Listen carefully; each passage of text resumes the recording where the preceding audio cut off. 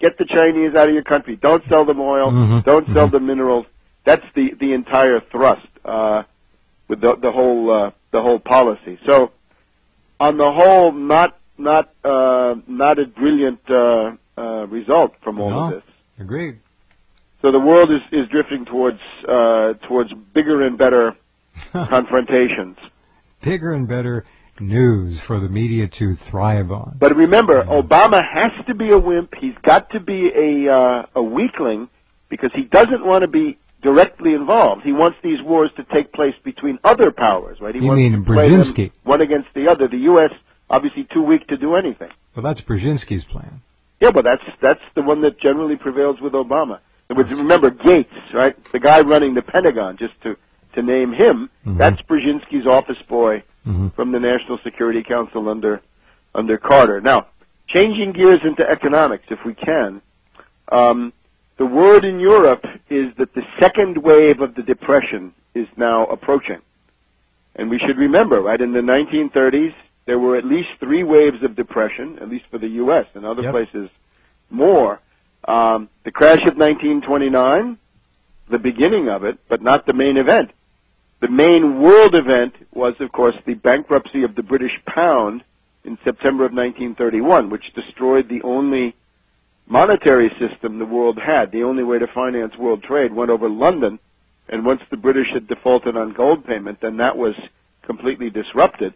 And then, as a result of that, you had this domestic banking panic inside the U.S. in 1932 to 33, so severe that when Roosevelt took office, there were no banks left to shut down.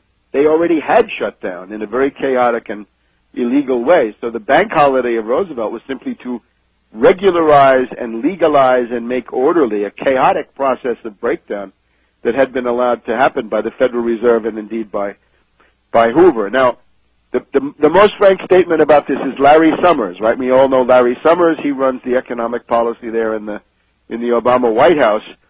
And he says the worst is yet to come.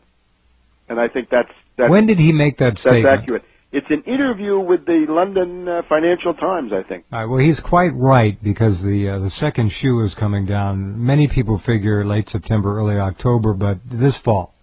Something in the next 6 months, and it's hard to tell when because it depends on political factors. I would also point to a speech by a guy called Jacques Attali.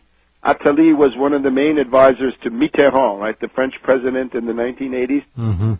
And he gave a speech at the end of May when he said that what's coming our way, a global Weimar, a planetary Weimar. What he means by this is the German hyperinflation of 1923 as a hyperinflationary depression visited on the entire world. And his main arguing point was he went through an argument about the U.S. banks, that the share prices of the U.S. banks are not even sufficient to cover the money that these banks claim to have. In other words, the assets they claim to possess, so that the entire system is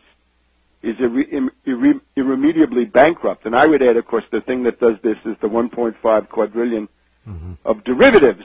The Obama policy is, of course, to try to restart securitization. Right? They want to restart the derivatives factory. They don't care about General Motors or these other places that they've driven into bankruptcy. They want to say, we want to restart the securitization of assets. And indeed, Morgan Stanley is now reported to be coming up with a new derivative post-panic now.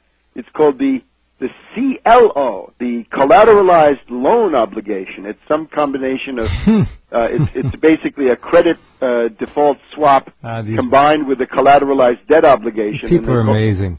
And the idea is what they want to do is to try to sell you some of the toxic paper in a mixture with other paper that doesn't look so toxic. Why don't they figure in a few California IOUs as well? I'm sure they will. That's the idea. In other words, you're buying a pig in a poke, right? You're buying this package, and you don't know what's in it, and they're gonna and the rating agency is going to tell you that it's all wonderful and everything is hunky dory. Now, in terms of Germany, a very interesting case study.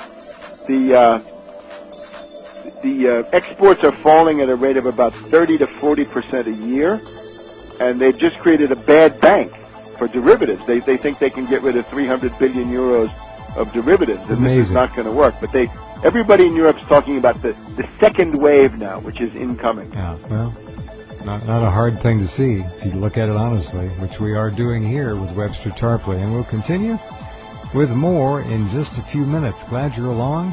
Stay tuned.